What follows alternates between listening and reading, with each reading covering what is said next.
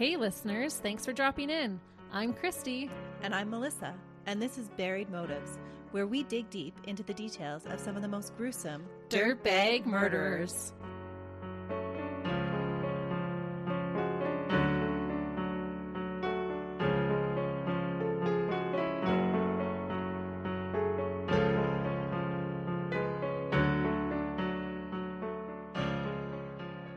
Hey listeners, Welcome back to Buried Motives.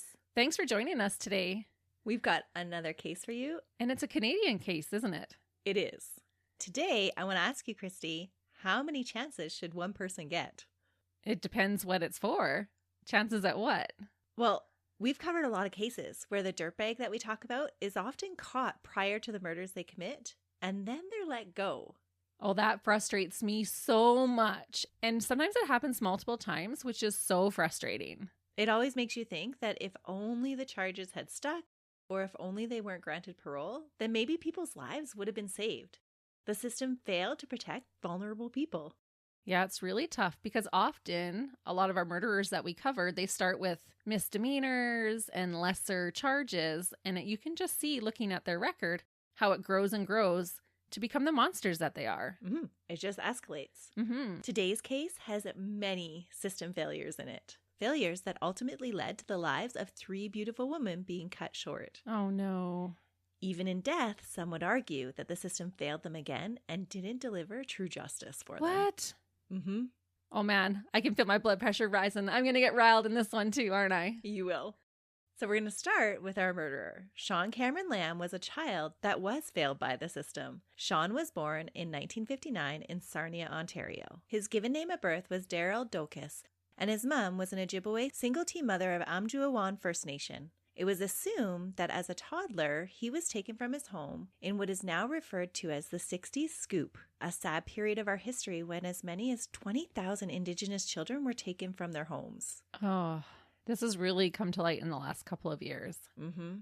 According to the Indigenous Foundation, from the mid-1950s to the early 1980s, Indigenous children in Canada were taken away from their birth parents and communities, usually without the consent of their family or band, under the guise of giving them a better life. Provincial government authorities were able to do this because of the significant changes in the Indian Act in 1951. And, as a result, they assumed authority over all children's welfare. This is also mind-blowing to me that this was even happening as recent as the 1980s. Well, and I think the last residential school closed in the 1990s. That is so crazy. Mm-hmm. It's such a vile part of our history, but it is super important to talk about. And that's what's coming up this week is the National Truth and Reconciliation Day in Canada. And this holiday gives us an opportunity to talk about these things and bring awareness to them. Yeah, so we can prevent our mistakes repeating themselves. Mm-hmm. Unfortunately, during this time in our history, the Indigenous communities faced high rates of poverty and social economic barriers and were disproportionately supported by the government. The communities were suffering from generational trauma from the residential schools and all of the history that had led up to reservation living. The system's solution was to take all the children away. Using the poor living conditions as an excuse, children were taken and placed in foster care, where they would receive proper care. These homes were largely white middle-class families where children received no support to keep their traditions and cultures. Instead, they were more or less expected to assimilate into the Eurocentric cultures and values. Yeah, they were pretty much forced to do that. Mm-hmm. This massive scoop of children resulted in the child welfare workers being overrun and not equipped to deal with the sheer volume of children that were being taken in. And it's so wild to me that their criteria on taking in these children was just their heritage. Yeah. In the system's chaos, proper qualifications and vetting of foster homes took a back seat. In his new foster home, with a new name, Daryl, now known as Shawn, was subjected to sexual, mental, and physical abuse. Oh. He would later say in 2009 that the white family I ended up with were dysfunctional in many ways. Alcoholics, sexual sadist, violent, negative practices was their way. Their worst trait, according to Shawn, was that they kept his heritage from him, never revealing it to him until he was 39. What? Mm-hmm. Even by changing his name, that's just totally trying to strip his identity and start fresh, which is pretty despicable. Oh, absolutely. His loss of identity is what formed a lot of his future decisions. That's so terrible. It is not a fine moment in our history, that's for sure. Not at all. In Shawn's own words, he said not being told who he was might have led to a lifetime of trying to destroy the person he was. As a child, he felt like he never fit in with the Lamb family and suffered from isolation because of it. Well, I can only imagine. At a young age, he was molested by a distant relative of the foster families, and at the age of 9 began to drink as a way to cope.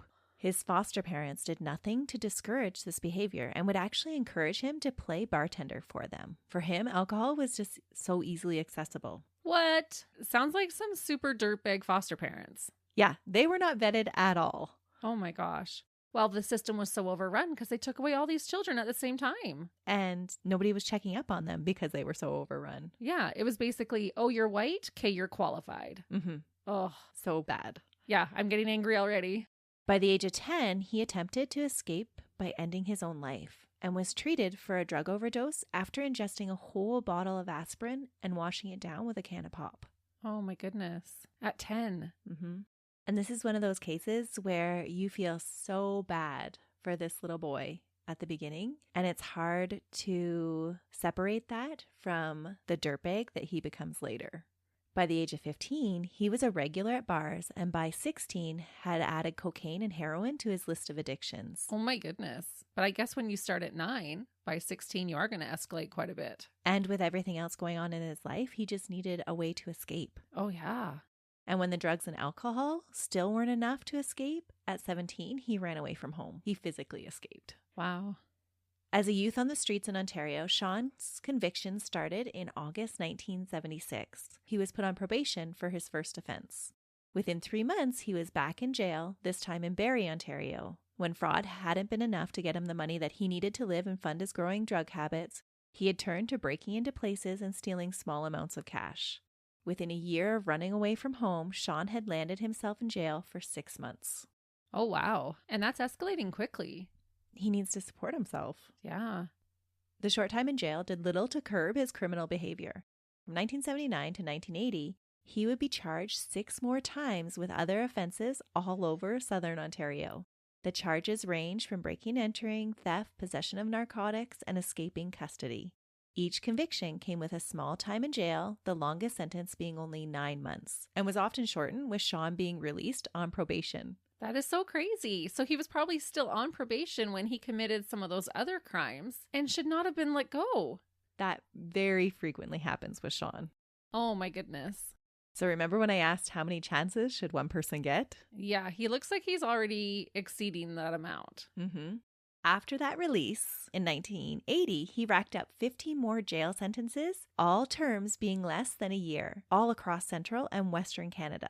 Over his criminal history, you can see a pattern of escalation happen. Petty theft to armed robbery, threats to multiple assaults. Shawn's propensity for violence was clearly increasing when viewed in hindsight. So now he's becoming violent. Which is super scary because he already is brazen enough to break into people's homes, and now he's mixing violence, which is a scary combination. In 1992, Shawn was arrested by the Slave Lake RCMP, and sexual assault entered into his criminal profile. Despite receiving a 4-year sentence, he was given a second, well, I'm not really sure you can call it a second chance, because by this time he's far past second chances, but whatever chance it was, he was released on parole less than a year and a half later, on June 17, 1993, and within 12 days he had broken his parole terms and was sent back to jail for the rest of his sentence. After just 12 days? So he is out of control. Yeah. He has no intentions of keeping the law. No. Are you getting a good picture of what his life is like, though? Yeah. Scary. For the majority of Shawn's life, he would just wander the country aimlessly with no true purpose or direction and became a career criminal. And his criminal history is one of the longest I have ever seen. We'll cover just a little bit more of it, but we could honestly sit here for days going through all of his charges and convictions. That's crazy. Shawn would have periods of time when he was more stable than others, but always his life was marred by violence, homelessness, and occasional psychiatric wards for his addictions and mental health issues. Throughout different times in his life, Shawn was diagnosed with a multitude of illnesses. Among them, antisocial personality disorder, depression, FASD, ADD, and bipolar disorder. Oh, that is a bad combination. That's a lot. when trying to dissect if nature or nurture had led to his difficulty in making good decisions and his propensity for drugs, it's pretty clear that both played a role. Absolutely both. Mm-hmm. It's always both, right? Yeah. Shawn would marry twice and father 2 sons, but those relationships were unstable, and the cycle of violence, abuse, and abandonment would continue to the next generation. How could you have a relationship with someone like him? In and out of jail, violence, substance abuse, it would be so hard. Well, and Shawn is picking a particular type of woman. Shawn would acknowledge that he would purposely look for women that were as self-destructive as he was, and that his relationships were often addiction-fueled on both sides and would frequently end in assaultive behavior. Ugh. So he was going after a particular type of woman. Yeah, someone who was vulnerable and who would join him in his escapades of drugs, alcohol, crime. Yeah. His partners often had their own convictions, like one was charged with manslaughter. Whoa. Mm-hmm. So totally recipes for disaster. Yeah. And they brought children into that. Oh, which again just repeats that cycle. it does. In total, he faced 109 charges in his lifetime. 109? Mm-hmm. And was jailed and subsequently released on parole, or because he had served his full sentence, 46 times. 109. That's 100 times too many, honestly. He really was a career criminal. 109. This might be the biggest case of past criminal history that we have covered. Mm-hmm. You weren't lying. No, he just had so many times where he was picked up. And oftentimes his sentences, they were just small little stays in jail, 15 days, 10 days.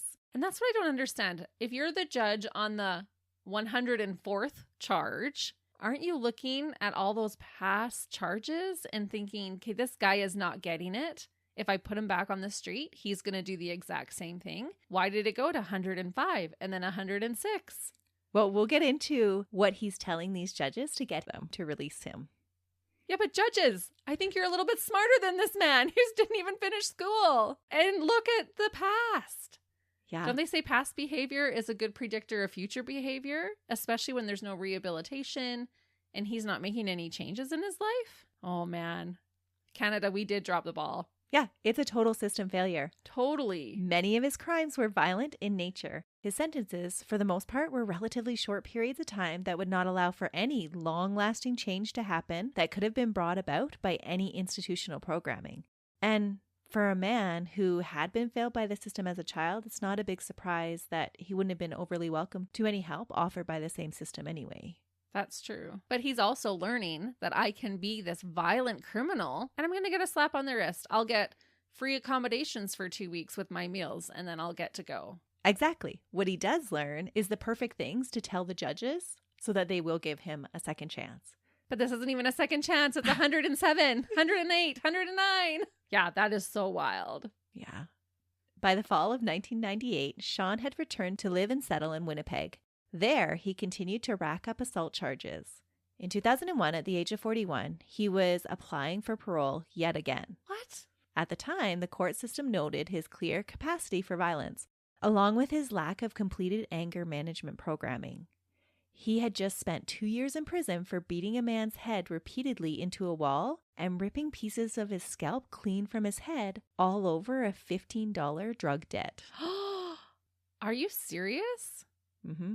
And do they let him go? Yeah, they let him out. What? Yep. In just 9 days, though, he was arrested again on another assault against his then common-law wife.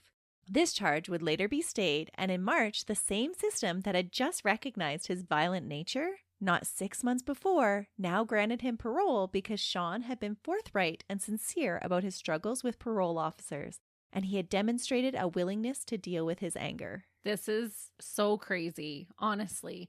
You're going to put in the parole report that he's violent and he's not completed his anger management.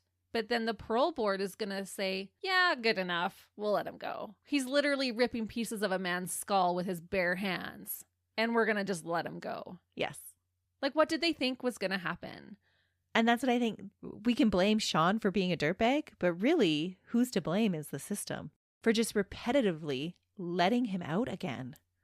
That is so true. And honestly, I feel like, and people can come at me if you want, But all of those people in authority at that time that said, yeah, let's let him go, I feel like they have blood on their hands for his future murder victims. Because what could you expect? He has not shown any indication of even wanting to change. But he does present that image that he does want to change to the judges. And I'll share with you some of the statements that he's telling judges. But again, like you said, past history is a good predictor of future behavior.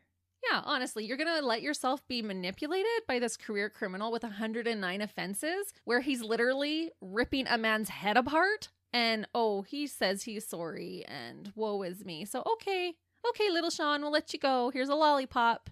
Yeah. We'll pat you on the butt as you go. Come on, wake up.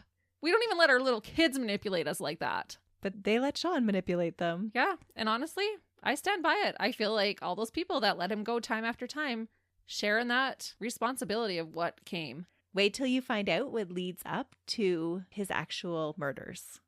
Oh, man. Mm-hmm. What a dirtbag. So in 2008, Shawn was actively searching out his Indigenous heritage, and it was a period of when he was actually calming down. Oh, good. Mm-hmm. He was studying the history of the reservation where he was born and proudly showed off his status card and discussed Indigenous spirituality with those around him. He was trying to right his life. So do you think if he hadn't been taken away and had been able to grow up in his culture and really known who he was and had this strong sense of self, do you feel like he would have gone down this path? I know it's impossible to really know, but just curious what your thought is because you've spent so much time researching. I think that if somebody had intervened earlier and told him who he was and given him a sense of purpose, that, yeah, I don't think he would have gotten as bad as he did. But one of his diagnoses was FASD. Mm-hmm. And so we know that his prior life, it wasn't all rainbows and sunshine. Right. There was history there as well. And when you take in the effect that generational trauma can have, even when you're not being raised by those families. That's true. Like that can have an effect too. And so I don't think that with Shawn, we can clearly say whether he would have become this dirtbag if he wasn't raised in the foster system. Right. It seems like just his whole life, everything was stacked up against him. Mm-hmm. Not to justify what he's doing. I feel like he should have spent a longer period of time in jail and maybe could have been rehabilitated earlier on. It does seem that way. And I'll share with you some of Shawn's writings, and he seems very introspective. And so if he was given the time to develop that, I don't think he would have become the dirtbag that he was. Interesting. It is interesting. Those that fall to addictions, oftentimes they're huge empaths. Oh, for sure. They feel just so deeply. Well, yeah, and they're using substances to numb those feelings that they have. Mm-hmm. And I feel that's a good description of who Shawn is. Okay. So in 2008, Shawn was making efforts to try and right his life, but the wheels of violence and addiction had already been set in motion for him. Oh, yeah. Despite his renewed sense of identity, his criminal behavior just continued. Because how do you turn away from something that's all you've known your whole life? Yeah, he's not going to do it voluntarily, that's for sure. Or not without a whole lot of help, right? He would go on to attack a woman pushing a stroller in Winnipeg because the mother and the infant just happened to walk too close to Shawn while he was smoking crack. What? He attempted to rob her to get more money for more drugs. What a lowlife. Yep. Pushing a mom with a stroller. Yeah, he attacked a woman pushing a stroller. That's despicable.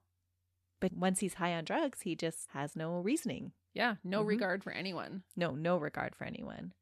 For this, he was given an 18-month conditional sentence, or a CSO, and 3 years probation.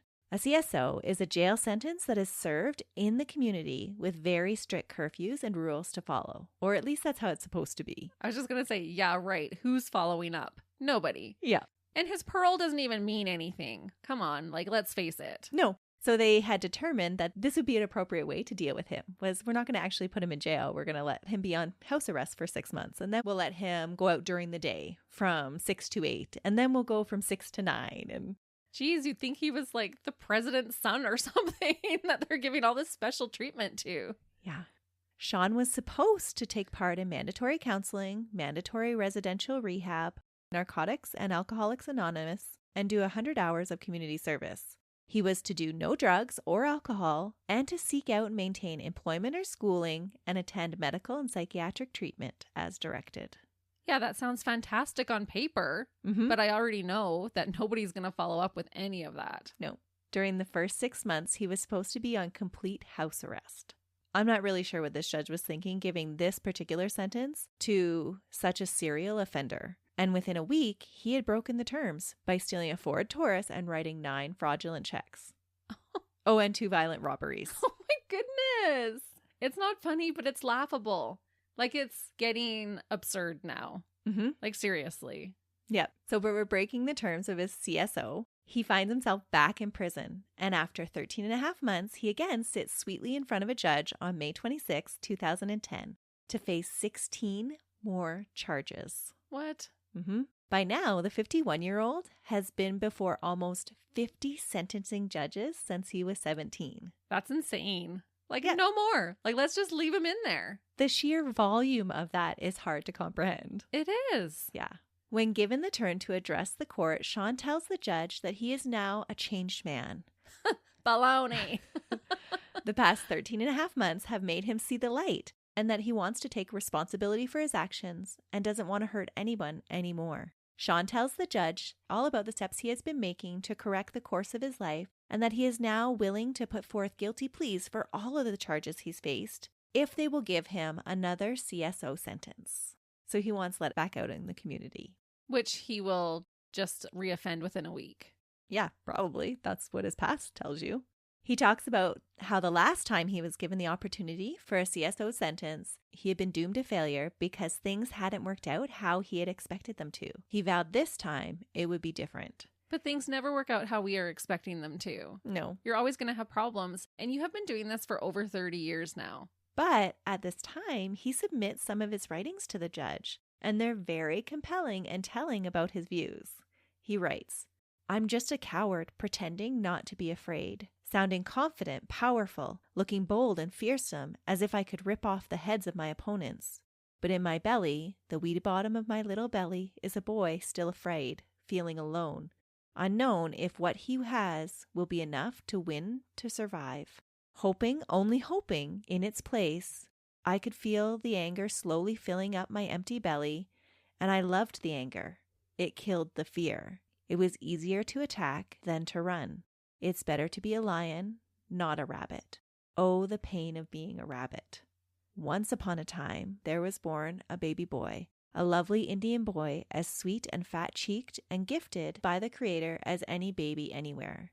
Except for the slightly darker hair and skin, he would have looked like your little boy. And like your little boy, he was born innocent as a puppy." He goes on in this writing to compare himself to an innocent puppy that receives abuse when it had expected love. That is so introspective. Mm-hmm. And I believe it. Like that's how he felt. I don't think he's putting up a front with that.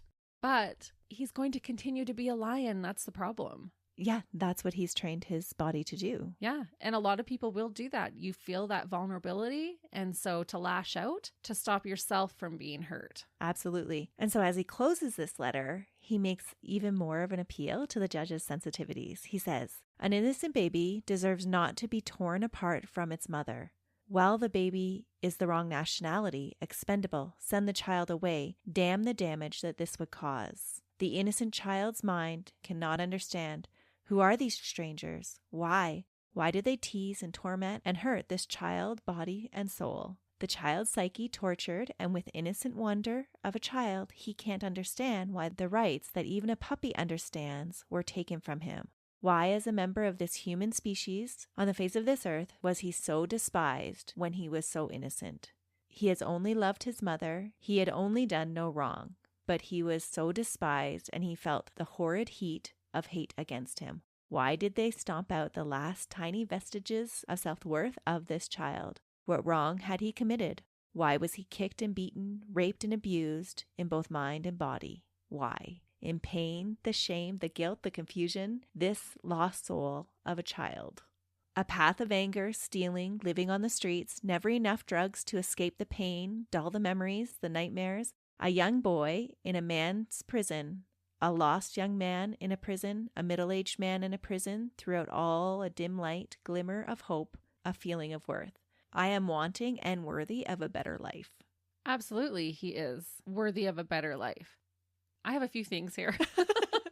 Very poetic. The way that he wrote that totally tugged on my heartstrings. because the system did fail him. He was treated like an abused little puppy. However, him being able to recognize that and him being able to understand what has led him to where he is today, to me, puts even more responsibility on him because he is understanding that he is making these choices to behave that way. And why he's making those choices. Right. Right? So he is fully aware that what he is doing is wrong, that I am the lion, I'm going to attack.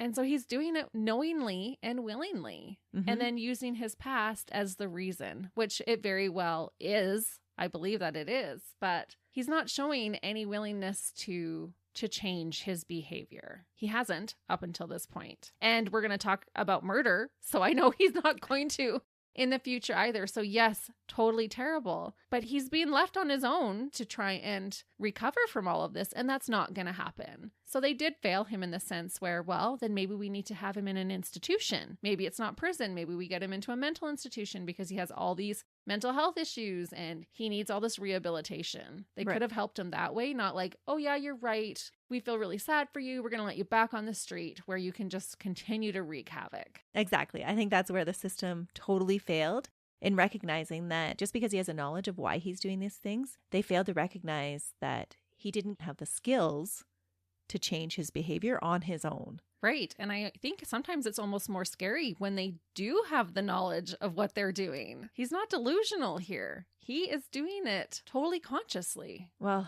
he consciously takes drugs to escape. Yeah. And he knows what kind of a monster he becomes when he takes drugs. Exactly. Despite the judge admitting that his rap sheet comes very close to the worst that she has ever seen, she is moved by Shawn's plea. Oh. So she gives him an actual sentence that he has to serve in prison, but she gives him double credit for the time that he's already served. So it's like he's served 26 months. 27. Yeah. Oh my goodness. Are you going to give him a cookie too? Like, honestly, that's ridiculous. So she sentences him to an additional 19 months in prison for the 16 offenses he was currently pleading guilty for. And then her sentence is that he has to continue his CSO sentence that he had been given before after he is released from prison. Which he has never honored that CSO sentence ever. No. Unfortunately, none of this sentence kind of holds up. Why even give him the sentence? It is meaningless. It's like telling your kid to go to their room and then handing them your car keys so they can go out with their friends. Yep. Oh my gosh. Well, in some system error made by the courts, the judge's sentence wasn't actually ever carried out. Shawn would be given an automatically earned remission for the time he had spent in jail, even though the judge had already given him a double credit. And this made his release date from prison 6 months shorter than was originally intended. So he was supposed to spend another 19 months in jail. He only spent 13. And that was already shortened. Uh-huh. On June 24th, 2011, Shawn Lamb was released from prison and was said to have served all conditions and requirements of his incarceration. His sentence shouldn't have ended until December, and it should have been followed immediately by a very strict CSO. Yeah. And you know what is so aggravating about this? If I was the parent of one of those girls who gets murdered, I would be livid if I found out that this was his past. And he was just given chance after chance after chance. Mm-hmm. I would be so angry. And they rightfully should be angry. Yeah. Because when he commits his first murders, had his sentence actually been properly carried out, he would have still been in prison. Oh, we've seen that happen before, and it's just sickening that happens. Mm-hmm. And even if he had been released early, he should have still been on his CSO. It was still supposed to be in effect on the fateful night when he was taken in for yet another assault charge. Oh my gosh. When he was picked up on June 21st, 2012, it was just another day for Shawn and for the police. He was a known regular. He had just been released on yet another parole for the October 30th, 2011 assault of a 14-year-old runaway and trying to lure her into the sex trade through the use of drugs. Oh, he's so terrible. But yeah, we'll just let him back out. No problem. He's actually already been released again in the year that he's been out of jail from another charge. So he breaks his parole and they just let him back out. Uh-huh. So why even do it? Like, just give him a hall pass. Honestly, that's all that they needed to do. Give him a hall pass. Shawn Lamb, you may commit any crime you want. We don't care. It is so crazy. Yeah. And this is why I feel like we're just handing him his victims. Absolutely. Mm-hmm. He's trying to lure a 14-year-old girl into the sex trade industry, and we're just going to say, that's all right. It's so crazy. And I can't imagine the frustration of everyone involved to have repetitively dealt with the same individual over and over and over again, and nothing ever sticks. Yeah. They would have been on a first name basis with him. Mm-hmm. Like, I'm trying to envision the police's perspective, and I would have been so frustrated. We catch this guy over and over and over again, and the courts just keep letting him out. Mm-hmm. And then to later find out what he does. Yep. And I wonder, too, if it was getting tiring for Shawn. Was he tired of trying to do better? Was he tired of trying to put together a story of how he was going to make things different this time and to convince the judges and the parole officers to yet again let him out? Because on that Thursday evening that Shawn was brought into custody for sexually assaulting a 36-year-old woman, when he was taken in for questioning, Shawn, out of the blue, admits to knowing where a body is hidden. What? Mm-hmm.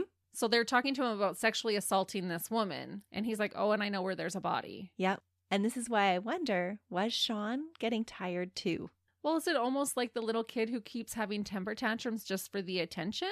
Maybe. No one really knows what sparked this confession. And until that moment, police had never suspected Shawn of having any connection with any of the numerous disappearances of Indigenous women that were going missing from the streets of Winnipeg. How could they not? He's a violent sexual predator. But they thought he was just this kind of petty criminal. He's not. He's violent. He's ripping apart a man's head. He's sexually assaulting women. He's pushing ladies with strollers over. Mm-hmm. And he's not even going to cross your radar. Sorry, I love our police, and I don't like to bash them, but system fail. This is a total system failure. Yeah.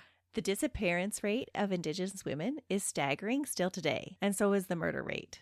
The Native Women's Association of Canada reports that Indigenous women make up 10% of total murder cases in Canada, while they only represent 3% of the population. That is so wild to me. Mm-hmm. It's a sad statistic that's met with a lot of criticism on how the system handles the disappearances of these women. Yeah, which means that for Indigenous women, a good portion of them are being murdered. Yeah. It's startling.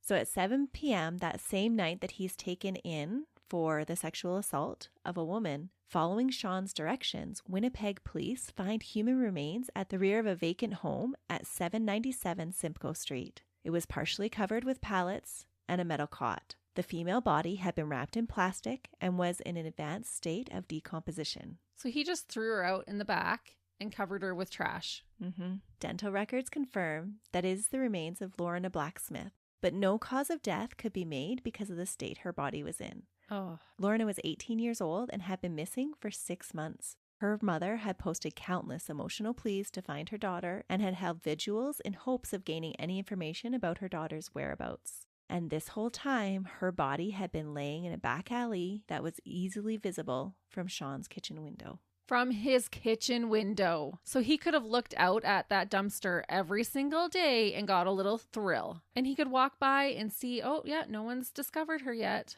There were times when he actually attended the vigils. Melissa, that's so disturbing. Mm-hmm. That happens often, though, where they will attend the vigils and even help with the searching. He was getting off on it. Yeah. So police found this very suspicious that Shawn would know about where this body was hidden and started pressing for more information and even offered Shawn money to provide them with any details that he could. What? We'll get into that. Don't worry. It's going to play a huge role in how his conviction goes down. Police were also suspicious of another body that had also been found in the area wrapped in a similar way and wanted to know if Shawn had any information about that as well. Over the next 3 days and $1,500 later, that was placed in Shawn's canteen account at the remand center where he was being held, the police, through a series of statements made by Shawn, put together a picture that Shawn had taken his violence to the next level and had begun to murder women. All young, vulnerable Indigenous women who had been previously reported missing by their families. Is that even legal to pay him for information? It's not. Yeah, that's got to be a breach of so much conduct. It's not even funny. Mm-hmm. And it does play into his court case later. Well, it totally would, because you can't buy a confession. Mm-hmm. But at this time, they just had so many missing Indigenous women that they just needed information. And they thought that this was the way to get through to him. And so Shawn just said, I need this much money and I'll tell you information about this person. And I'll tell you information about that person. And that body that you found over there, yeah, give me 600 and I will tell you about that one too. Oh my goodness. Mm-hmm. On Monday, June 25th, police announced that Shawn had been charged with 3 counts of second-degree murder in the deaths of 3 women. Tanya Jane Napinick, 31, Carolyn Marie Sinclair, 25, and Lorna Blacksmith, 18. All 3 young women had at one point in their lives lived at the same First Nations community, Pugachawagan, in northern Manitoba. From his later confessions, the police and the families of Carolyn and Lorna learned how they died. On December 18th, 2011, so before he would have even been out on his original sentence. Yeah, so while he should have still been in jail. Shawn had met 25-year-old Carolyn Sinclair on the street outside of his apartment at 822 Notre Dame Ave in the West End of Winnipeg. The area is well known for drug deals and sex trafficking. Carolyn had left home on December 13th and would not be seen again after meeting Shawn. According to Shawn, the two agreed to go to a crack house on Beverly Street. There, he gave Carolyn $100 to purchase drugs, and once the transaction was made, the two returned to Shawn's apartment. Once back at the apartment, the two settled in to smoke the crack cocaine that they had purchased. When only 2 rocks remained, according to Shawn, Carolyn grabbed the drugs from the living room table and ran and locked herself in the bathroom, keeping all the drugs for herself. Shawn was furious and grabbed an axe handle and started beating on the door and yelling obscenities, trying to get her to come out. Oh my gosh. And I thought, who keeps an axe handle in a city apartment? Yeah. I had a hard time believing that this was a weapon of convenience. Oh, I believe it with Shawn. But why does he have an axe in his apartment? Because this probably isn't his first murder. Yeah. I bet he found the axe handle by the dumpster or something. Oh, maybe. And was like, oh, that's kind of like a bat. It's a good weapon. For whatever reason, he had an axe handle in his apartment. Carolyn fatefully opened the door to an enraged Shawn. In his fury, he beat her with the handle of the axe repeatedly. After he had beaten her with the axe handle, Carolyn, ever the fighter, still remained conscious. This enraged Shawn even more, and he wrapped his bare hands around her throat and choked her until she was dead. Oh my goodness. And this is according to Shawn. This is what he's actually admitting to. So it could have been even way worse than this. Oh, yeah. He left her body in his bathroom for several days until he finally decided what to do with her and obtained the necessary items. Carolyn's naked body was wrapped in plastic and then stuffed into a large duffel bag. He then strong-armed the duffel bag to the garbage bin outside of his apartment building near the 700 block of Notre Dame Ave and Toronto Street, where he just left her there to rot. He didn't even make the effort to bother to even put her body in the dumpster. He just threw it alongside the dumpster. What a creep. It wasn't until March 31st that it was actually found. It took over 3 months for someone to notice the suspicious package that was leaking fluids. What? That is so wild to me. That just tells you kind of what area it is. Yeah. Carolyn was from Russo River First Nation and was pregnant when she had met Shawn. Oh, so he's picking vulnerable people who he doesn't think are going to be missed. And what a terrifying end for her. Yeah. Lorna Blacksmith would have the misfortune of meeting Shawn just a few short weeks later, on January 11th, 2012. So again, while Shawn should have been serving his CSO and on strict house arrest. On January 9th, a couple of days before she was last seen, Lorna had made a Facebook post about being in the West End. Her mom had dropped her off at a friend's house on Toronto Street. The friend's house was a known residence of a drug dealer, but as she had gotten out of the car, Lorna had promised her mom that this would be her last night out. Sadly, this was the last time her mom would see her. She would make a haunting last text to her mom at 4 a.m. on the day that she was murdered, asking, "Mom, where are you?" That would be the last communication that her mom would have from her. That is so heartbreaking. That evening, Lorna found herself in Shawn's apartment smoking 6 rocks of crack cocaine that he had previously purchased. Lorna picked up his phone to call her supplier for more crack. For whatever reason, Shawn got extremely territorial over his phone and was angry that Lorna had the nerve to use it to contact her drug dealer. It seems like such a small thing to trigger him. Someone touching your phone.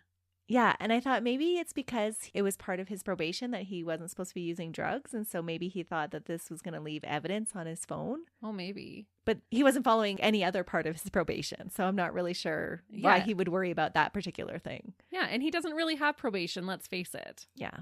In a rageful fit, Shawn grabbed a nearby electrical cord and strangled Lorna with it. What? Shawn claimed that when his rage had subsided, he had tried to revive Lorna by performing CPR, but she was already gone.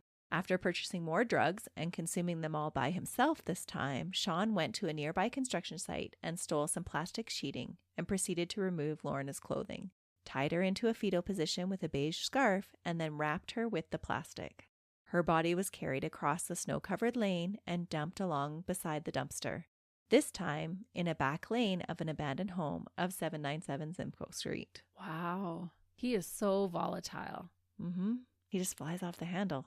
For the next 6 months, Shawn would look out his kitchen window to the spot where Lorna's body lay decomposing, until he was finally the one to tell the police where the body was. Was he just sick and tired of having to see it? I don't know. And that's what I mean. Like, was he just tired that all of a sudden he just started telling them everything? And over here touching his phone. Mm-hmm. Buddy. No, I can't even call you buddy. He's so vile. Mm-hmm. Based on the statements that he had made with police, Shawn was charged with 3 counts of secondary murder. Right, so there's one more to discuss. What happened to Tanya was never released, and the charges for her death would later be stayed on November 22nd that same year. What? It's known that police, after consulting with the prosecution, felt that they had enough evidence against Shawn to charge him with her death. Police believe, based on Shawn's disjointed first statements, that he had murdered the 31-year-old Tanya on September 13th, 2011, on the day that he had met her on the street where she had left her home to go and get pizza. After his statements to police, a week-long search for her body took place and included the Brady Road landfill area where dumpsters from around Shawn's apartment would have been emptied. But the search was in vain, and Tanya's body to this day still has not been found. No way. Tanya was from Pine Creek First Nations just north of Dauphin, and she had left behind 2 small children. Oh, I thought he was confessing and telling them where the bodies were. He is in bits and pieces. During his statements to police, Shawn had taunted police, saying that he had information for at least 5 different victims, but refused to give them any more leads. Oh, I believe there's way more. You don't escalate to that just overnight.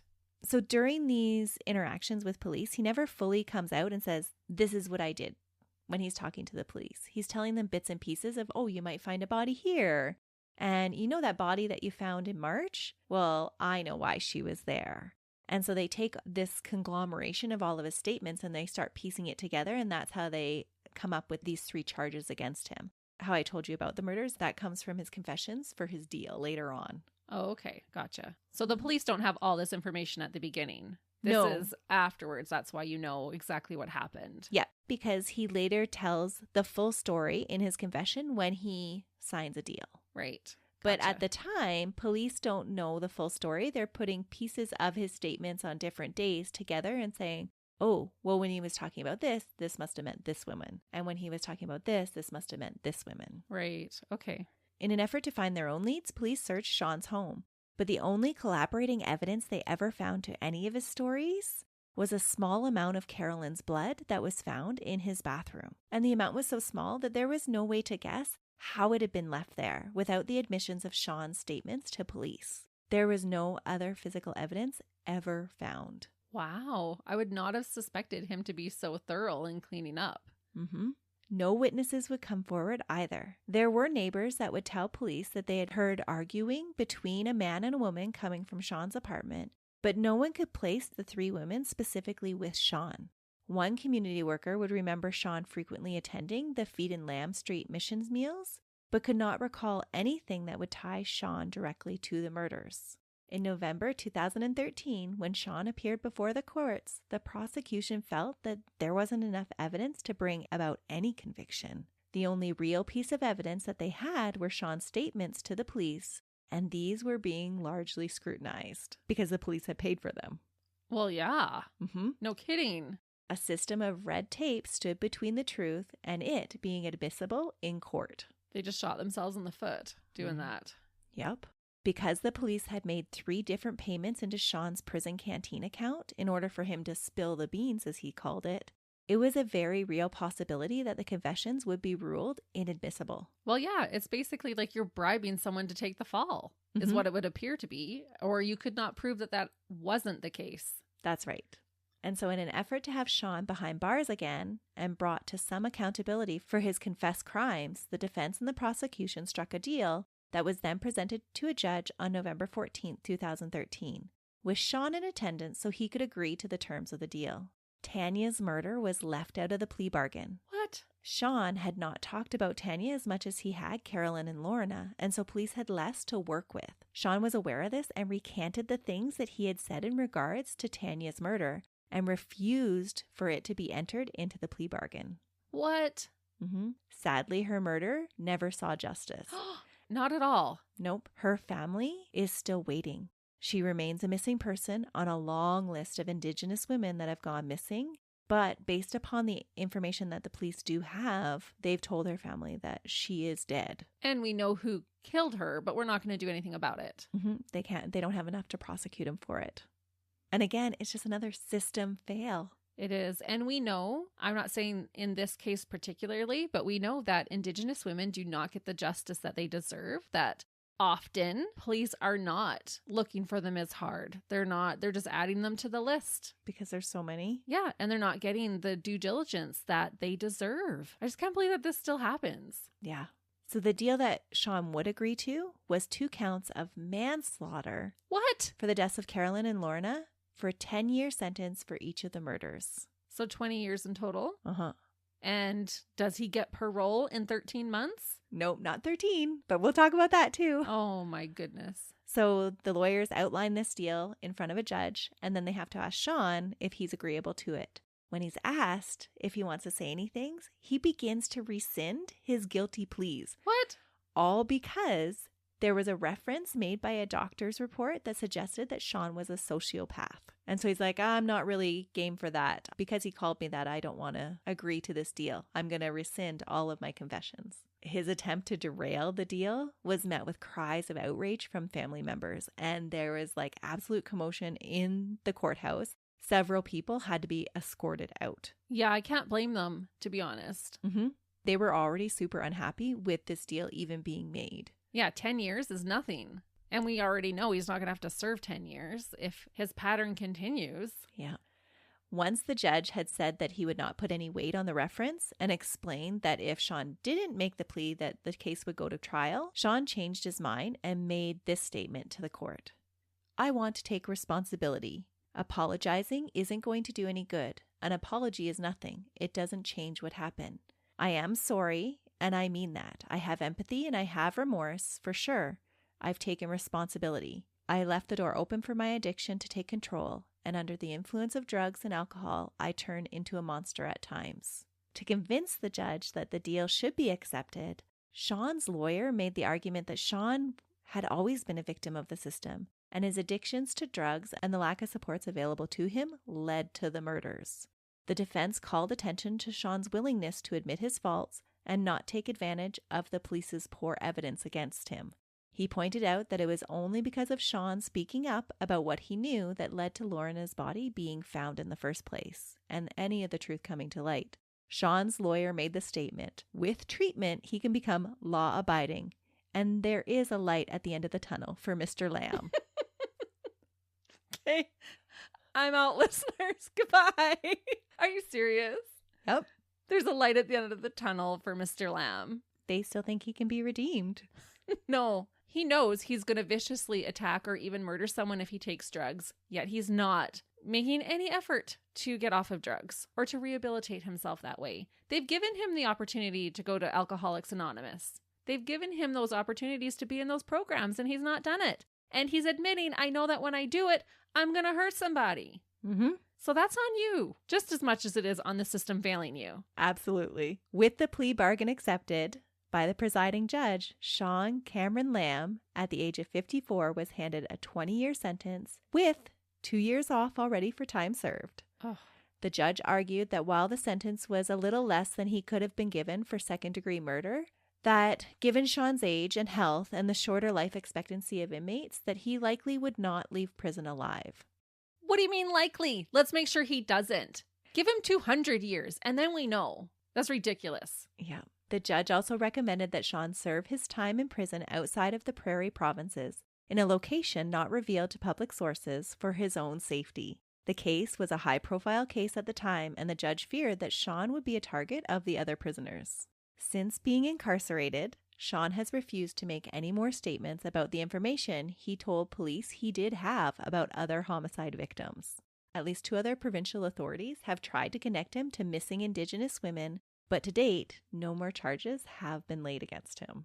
Yeah, he's keeping his mouth shut because he knows he's going to get out on parole. Yeah. Don't tell me he's out. Shawn will become eligible for parole this year. No. On the 9th anniversary of his sentencing. On his 9th anniversary. Mm-hmm. So he doesn't even have to complete 1 full sentence before being eligible for parole. Nope. This year in November, he will become eligible for parole.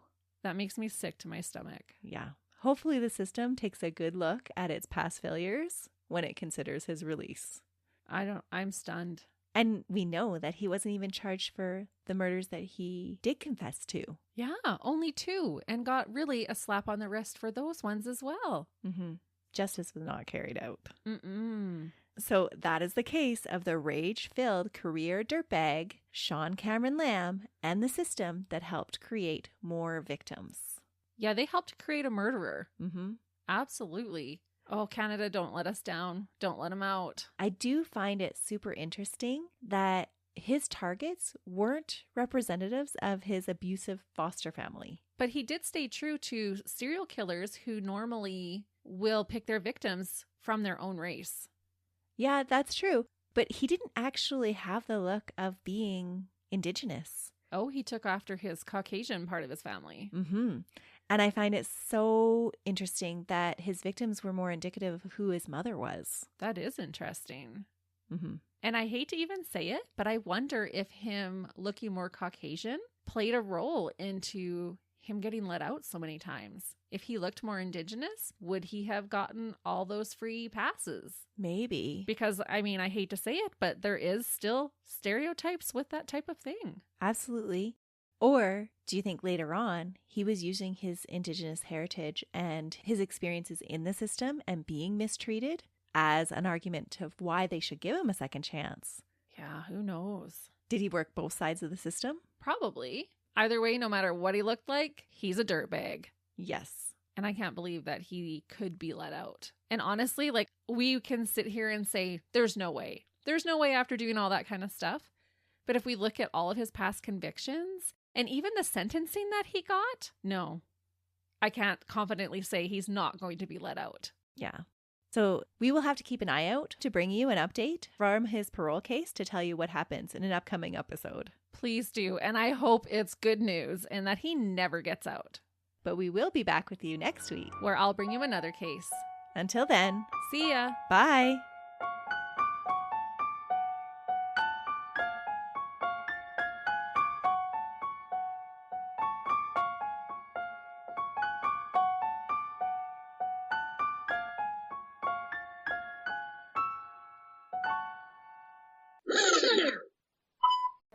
Testing.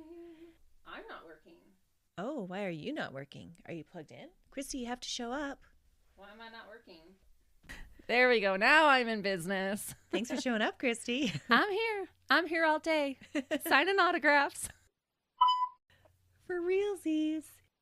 Was Daryl Dorcas. No, not Dorcas. Docus. But maybe Dorcas. He is a Dorcas. You might think that. Well, if he killed 3 women, he's a dirtbag Dorcas. Yes.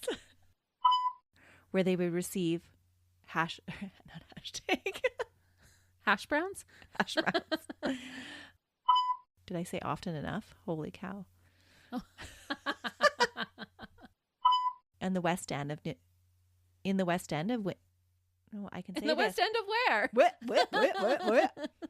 Tell me where, Melissa. Okay.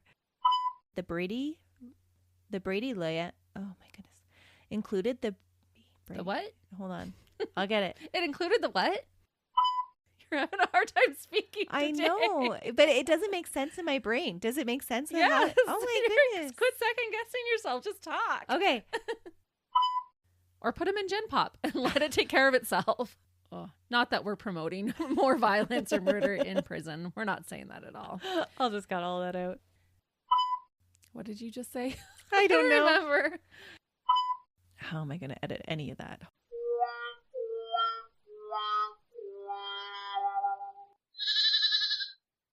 Another Sound Off Media Company podcast.